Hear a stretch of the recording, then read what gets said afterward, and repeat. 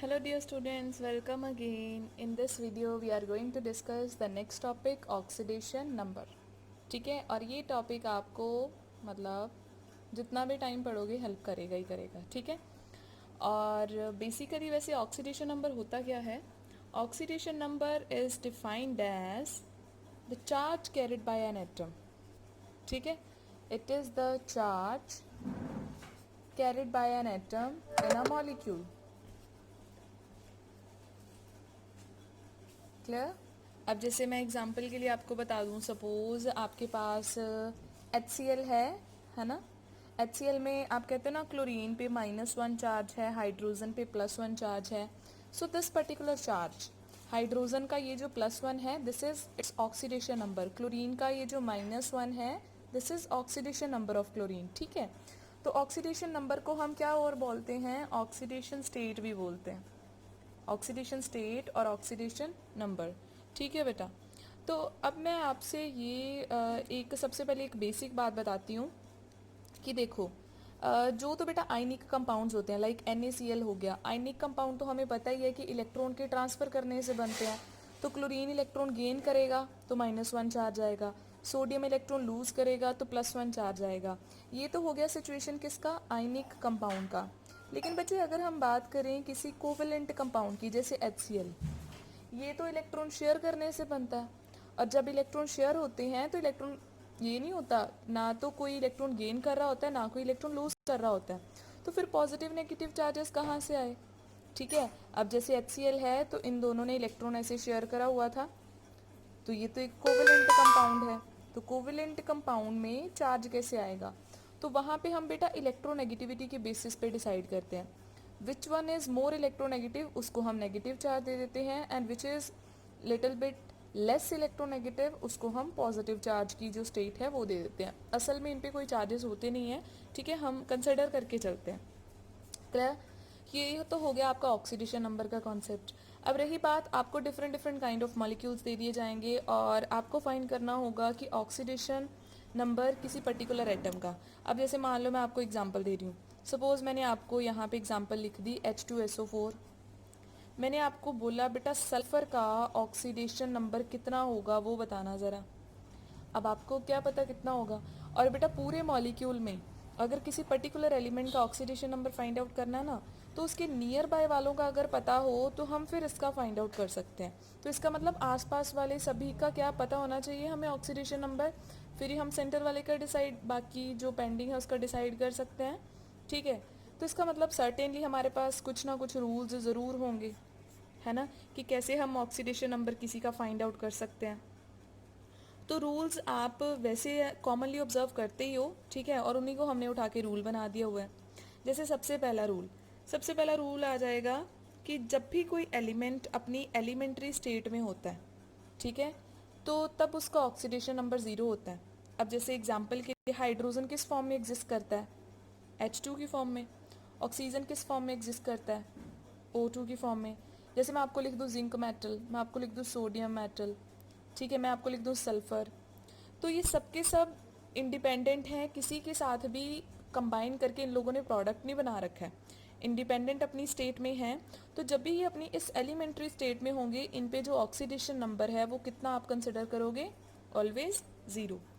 This is first rule. Clear ना? जब कोई किसी के साथ कंबाइन ही नहीं कर रहा तो हम चार्ज भी 0 लेके चलते हैं. अब नेक्स्ट रूल है हमारा फॉर हाइड्रोजन. हाइड्रोजन पे कौन सा चार्ज होगा? मोस्ट कॉमनली हाइड्रोजन पे चार्ज कौन सा होता है? +1. ठीक है, यह सबको पता है. लेकिन हर सिचुएशन में नहीं होता. जैसे मैं एक्सेप्शन बता रही हूँ. मान लो हाइड्रोजन किसी मेटल के साथ कंबाइन कर रहा है, जैसे मान लो सोडियम के साथ कंबाइन कर गया, मान लो कैल्शियम के साथ कंबाइन कर गया. अब मेरे को बताओ, सोडियम एक मेटल है, हाइड्रोजन एक नॉन मेटल है, तो दोनों में से इलेक्ट्रॉन जो है, सॉरी, दोनों में से जो पॉजिटिव चार्ज है वो किस पे आएगा? Definitely metal is more electro positive. समझ रहे हो? तो जब हाइड्रोजन बाकी एलिमेंट्स के साथ कंबाइन करता है तब तो वो पॉजिटिव चार्ज ही अटेन करता है, लेकिन जब वो किसी मेटल के साथ कॉम्बिनेशन में होता है तब वो पॉजिटिव चार्ज कभी भी अटेन नहीं कर सकता। तब मेटल पॉजिटिव चार्ज लेके जाती है क्योंकि मेटल पे तो नेगेटिव आएगा नहीं, और ये जो आपका हाइड्रोजन है ये नेगेटिव लेके जाएगा। ठीक है, जैसे कैल्शियम पे 2 पॉजिटिव और इस पे कौन सा हो जाएगा 1 नेगेटिव। ठीक है, तो इसका मतलब हाइड्रोजन का क्या रूल याद रखना है, मोस्टली इसके सारे कंपाउंड्स में ऑक्सीडेशन स्टेट कितना होता है +1, लेकिन जब वो मेटल्स के साथ कंबाइन करता है इनको हम लोग बोलते हैं बेटा मेटल हाइड्राइड्स। ठीक है, these are known as the metal hydrides. तो मेटल हाइड्राइड्स के केस में जो चार्ज है वो कितना होता है -1। ठीक है, रूल क्लियर। अब हम मूव करते हैं नेक्स्ट रूल पे। So what is it, third rule. Third rule बेटा हम बात कर लेते हैं, चलो मेटल्स की बात कर लेते हैं। मेटल्स का देखो, एस ब्लॉक वाली जो मेटल है ना उनका तो अपना खुद का कोई ना कोई ऑक्सीडेशन स्टेट है, लेकिन डी ब्लॉक वाली वो वेरिएबल ऑक्सीडेशन स्टेट शो करते हैं तो उसका हम केस नहीं लेके चल रहे हैं। ठीक है, मेटल्स के अकॉर्डिंग अगर हम चलें तो हमारी जो ग्रुप 1 है, ग्रुप 1 की जो मेटल्स हैं lithium, sodium, potassium, rubidium, caesium, francium, इन सब पे कौन सा चार्ज होता है +1। ये सब की सब +1 स्टेट लेके चलेंगी। और ग्रुप 2 वाली जो मेटल हैं जैसे आपका हो गया कैल्शियम है ना, बेरियम हो गया, स्ट्रॉन्शियम हो गया, ये कौन सा चार्ज लेके चलते हैं +2 लेके चलते हैं। मैग्नीशियम हो गया। ठीक है, तो ग्रुप 1 की सारी मेटल्स +1 ऑक्सीडेशन स्टेट अटेन करेंगी और ग्रुप 2 की मेटल +2 स्टेट अटेन करेंगी, और एक एल्यूमिनियम का याद रख लेना वो मोस्टली +3 स्टेट अटेन करेगा। ठीक है, तो ये मेटल्स का कुछ ऑलरेडी डिसाइडेड है। डी ब्लॉक वाली जो मेटल हैं जैसे हमारे पास आयरन हो गया, मैंगनीज हो गया, कॉपर हो गया, हम इनका डिसाइड नहीं कर सकते हैं, कभी ये +1 में होते हैं, कभी 2 में होते हैं, 3 में होते हैं, ये तो +5, 6, 7, 8 तक वेरी करती हैं इनकी स्टेट, तो इनका हम डेफिनेट कुछ भी नहीं कह सकते हैं। क्लियर, रूल समझ में आ गया।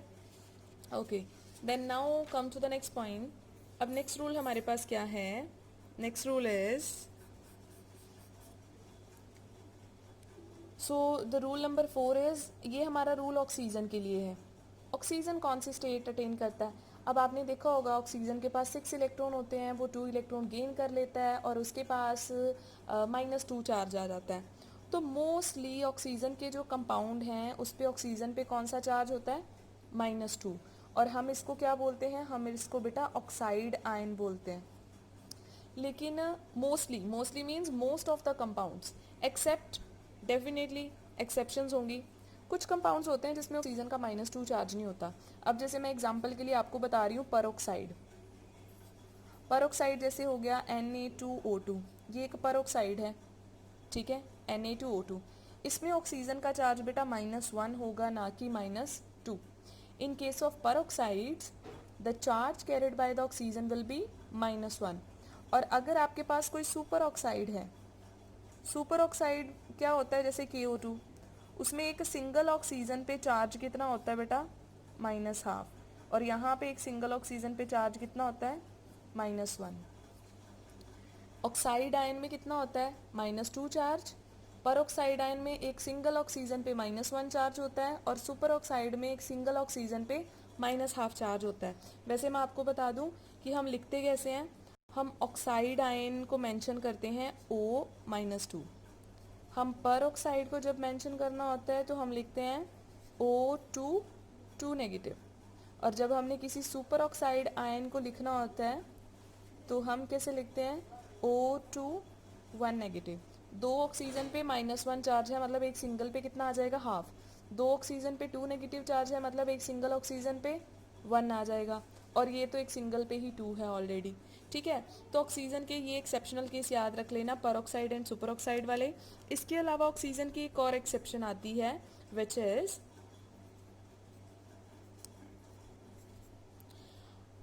बेटा मेरे को ये बताओ कि क्या ऑक्सीजन कभी पॉजिटिव चार्ज अटेन कर सकता है, इज देयर एनी कंडीशन। आपको पता है ऑक्सीजन बहुत ही ज़्यादा इलेक्ट्रोनेगेटिव एलिमेंट है, तो डेफिनेटली उसके पॉजिटिव चार्ज अटेन करने के चांसेस बड़े कम होते हैं। लेकिन अगर ऑक्सीजन का कंपाउंड हम फ्लोरीन के साथ बना दें, फिर दोनों में से ज़्यादा इलेक्ट्रोनेगेटिव कौन है फ्लोरीन, तो डेफिनेटली फ्लोरीन पे कौन सा चार्ज आएगा नेगेटिव। तो उस केस में, सिर्फ उस केस में ऑक्सीजन पे कौन सा चार्ज आएगा पॉजिटिव।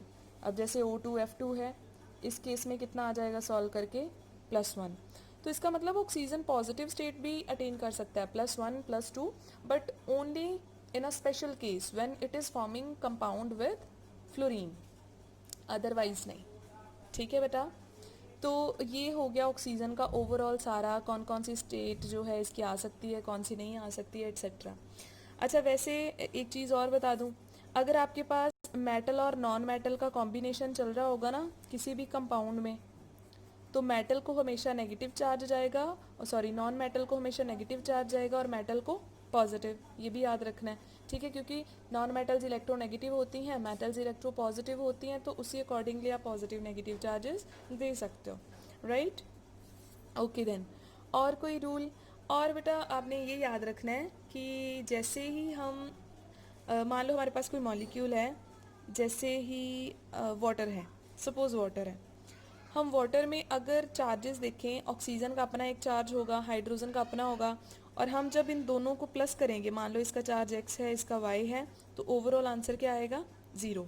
और मान लो अगर मेरे पास ये है सल्फेट, सल्फेट के ऊपर ओवरऑल चार्ज कितना होता है, -2, तो सल्फर का चार्ज मान लो x है, ऑक्सीजन का चार्ज मान लो y है, तो ओवरऑल इसको किसके इक्वल लेके चलोगे, सम को, सम ऑफ ऑक्सीडेशन नंबर को, जितना ओवरऑल चार्ज होगा, सो इट विल बी -2।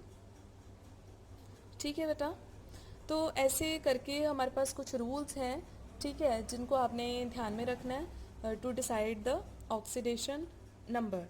ठीक है, अब एक रूल और बता दूं रिगार्डिंग द हैलोजन्स।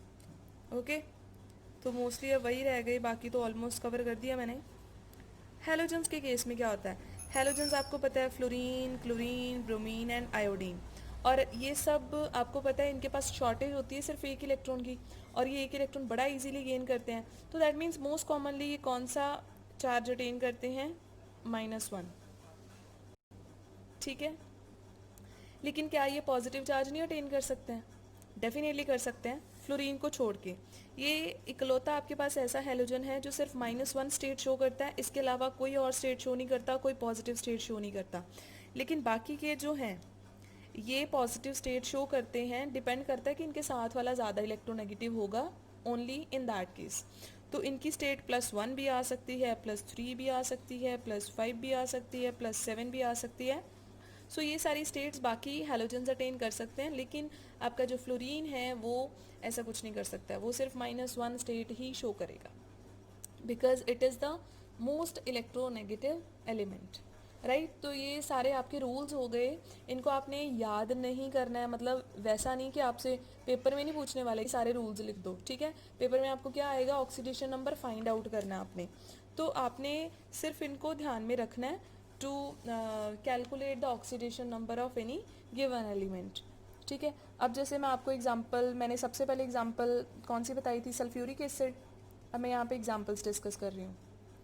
मैंने आपसे पूछा बेटा सल्फर का कितना ऑक्सीडेशन नंबर है, आपको नहीं पता, आप इसको कितना लेट कर लोगे, x। मान लो सल्फर का oxidation number, let oxidation number of sulphur is x।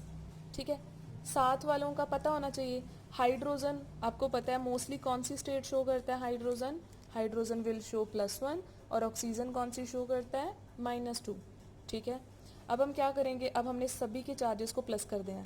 Hydrogen पे कितना चार्ज है, +1, लेकिन हाइड्रोजन कितने हैं, 2, तो 2 के साथ मल्टीप्लाई कर देंगे, प्लस सल्फर पे कितना चार्ज है, x, सल्फर एक ही है, मल्टीप्लाई करने की ज़रूरत नहीं है, प्लस ऑक्सीजन पे चार्ज कितना है, -2, लेकिन ऑक्सीजन कितने हैं, 4, तो 4 के साथ मल्टीप्लाई कर देंगे, और पूरे सम को हम किसके इक्वल रखेंगे, 0, क्योंकि ओवरऑल सल्फ्यूरिक एसिड पे कोई भी चार्ज नहीं था। अब आप 2 + x - 8 x - 6, और x कितना आ जाएगा, 6। इसका मतलब सल्फर पे कितना चार्ज है सल्फ्यूरिक एसिड में, +6। ठीक है, तो ऐसे करके आपको कोई भी एलिमेंट दे दिया जाए, आप प्रैक्टिस करना अभी सभी को, और आप फाइंड आउट कर सकते हो। अब जैसे मान लो आपको KClO3 ये कंपाउंड दे दिया, और आपको बोला क्लोरीन पे ऑक्सीडेशन नंबर कैलकुलेट करो, आप इसको x सेलेक्ट कर लोगे, और बाकियों का क्या सिचुएशन आएगा, बाकियों का ऑक्सीजन है, ऑक्सीजन तो -2 लेगा, और पोटेशियम क्योंकि ये ग्रुप 1 मेटल है तो इस पर +1 आएगा, सो +1 प्लस एक्स, -2 को 3 के साथ मल्टीप्लाई करना पड़ेगा और इक्वल किसके रखना है, 0 के। 1 + x - 6 -5 और x कितना आ जाएगा, +5। इसका मतलब क्लोरीन पे कितना चार्ज है, +5। तो ये आपकी 1-2 एग्जांपल्स हो गई, होप आपको समझ में आ गया होगा। तो हमें साथ वालों सबका पता होना चाहिए ऑक्सीडेशन नंबर, और जिसका फाइंड करने के लिए बोल रहे हैं हम कर सकते हैं ईजीली। क्लियर? तो ऐसे करके कर सकते हैं, लेकिन आपको पता है हर सिचुएशन में हर जगह पे कोई ना कोई एक्सेप्शंस ज़रूर होती हैं, ठीक है। तो अब मैं आपके साथ 1-2 एक्सेप्शनल केस डिस्कस कर रही हूँ, ओके। अब जैसे फर्स्ट एक्सेप्शनल केस मैं लेके चल रही हूँ H2SO5 का। मैंने आपको बोला बेटा sulphur, this is the formula of कैरोज acid. मैंने आपको बोला बेटा सल्फर का ऑक्सीडेशन नंबर फाइंड करो, आपने इसको एक्सेलेट कर लिया। आपके पास जो मेथड था आपने अप्लाई कर दिया। आपको पता है हाइड्रोजन +1 है, ऑक्सीजन -2 है, +1 को 2 के साथ मल्टीप्लाई करेंगे, +x + -2 × 5 = 0, ठीक है। 0 रखने के बाद आप क्या करोगे, 2 + x - 10, x से सॉल्व करके कितना आ जाएगा, 8। सल्फर का ऑक्सीडेशन नंबर कितना निकाल दिया, +8। और आपको पता है सल्फर का जो मैक्सिमम ऑक्सीडेशन स्टेट है वो +6 हो सकता है, इससे ज़्यादा उसकी कैपेसिटी है ही नहीं है।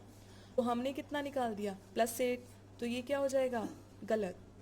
तो कुछ केसेस में, बड़े ही रेयर ऐसे केसेस होते हैं जिसमें आप ऑक्सीडेशन नंबर कुछ और निकालते हो लेकिन एक्चुअल में इसका ऑक्सीडेशन नंबर कुछ और होता है। तो वहाँ पे जो गलती हो रही है उसके पीछे कौन रिस्पॉन्सिबल है, तो बेटा उसके पीछे रीज़न है स्ट्रक्चर का, ठीक है। कई बार किसी चीज़ का जो स्ट्रक्चर है वो बहुत मैटर कर जाता है, स्ट्रक्चर के अकॉर्डिंग आप चल सकते हो, ठीक है। तो हम कैरोज एसिड का स्ट्रक्चर देख लें। H2SO5 है, सल्फर सेंटर में, उसके अराउंड 5 ऑक्सीजन रखने हैं, 1 2 3 4 5 यहीं कहीं पास में रख देते हैं। हाइड्रोजन 2 हैं, 1 2। अब आपको पता है जब ये अपने इलेक्ट्रॉन शेयर करते हैं, ये वाला ऑक्सीजन एक बॉन्ड इधर बनाएगा एक इधर, ये वाला ऑक्सीजन भी सिंगल सिंगल बॉन्ड बनाएगा, ये वाला ऑक्सीजन भी एक इधर 2 बॉन्ड्स हो गई।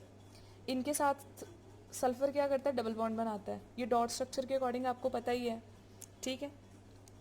अब हम बात करते हैं कि चार्जेस कैसे हैं।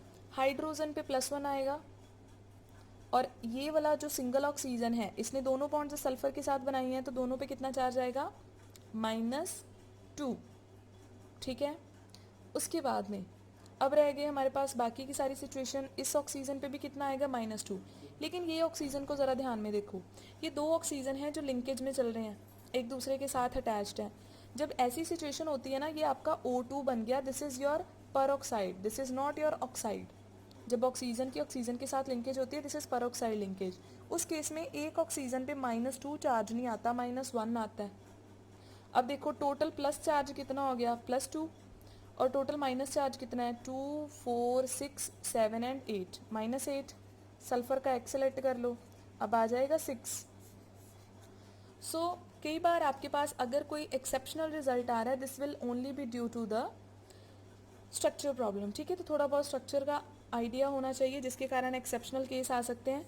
अब मैं दूसरा एक्सेप्शनल केस डिस्कस कर रही हूँ बेटा आपके साथ। अब मैं एग्जांपल लेके चल रही हूँ। मान लो मैंने आपको एक कंपाउंड दिया Fe3O4, मैंने बोला कि आयरन पे ऑक्सीडेशन स्टेट कैलकुलेट करो, आपने इसको एक्सेलेट कर लिया, ठीक है।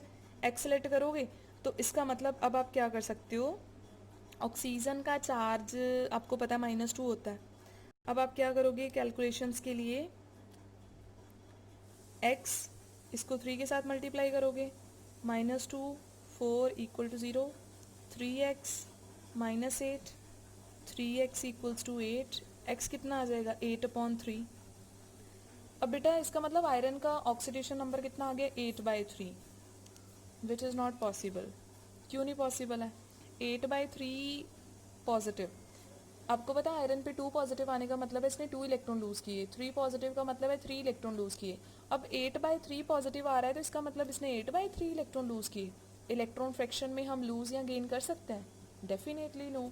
तो क्या रीज़न है, रीज़न इज़ दिस कि ये जो कंपाउंड है ये एक सिंपल कंपाउंड नहीं है, ये आपके पास एक मिक्सचर है, ठीक है। This is a mixture.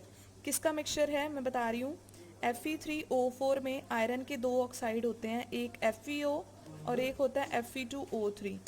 इसको हम लोग बोलते हैं बेटा फेरस ऑक्साइड, और ये वाला जो है इसको हम क्या बोलते हैं, फेरिक ऑक्साइड।